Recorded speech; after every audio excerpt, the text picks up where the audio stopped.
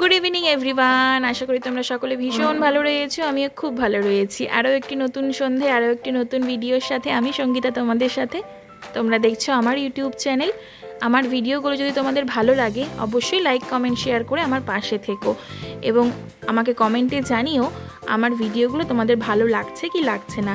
তোমাদের কমেন্টের উপর ডিপেন্ড করেই কিন্তু আমি উৎসাহ পাবো ভিডিও বানানোর। যাই হোক, আজকে আমি আর ভাই এত সুন্দর ওয়েদার দেখতেই পাচ্ছ, বেরিয়ে গেছিলাম সন্ধ্যেটা উপভোগ করতে। আজকে গিয়েছিলাম বেদুইনে। দেখতে পাচ্ছ বেদুইন গাজলের সবার কাছে পরিচিত একটি নাম। এটি গাজলের থানা মোড়ে রয়েছে।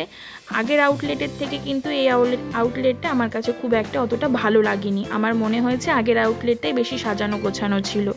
নতুন আউটলেটের ডেকোরেশনটা আমি তোমাদের সাথে শেয়ার করলাম।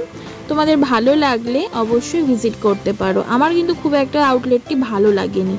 আমি বেদুইনের মেনু কার্ডটা তোমাদের সাথে শেয়ার করছি। তোমরা হয়তো সকলেই জানো বেদুইন কিন্তু হোম ডেলিভারি সার্ভিস প্রোভাইড করে।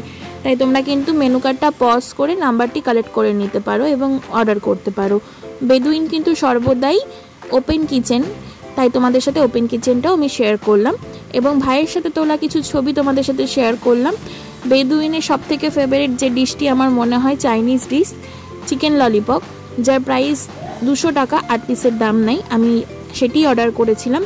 এবার কোয়ালিটিটাও আমার কাছে কিন্তু খুব একটা ভালো লাগেনি।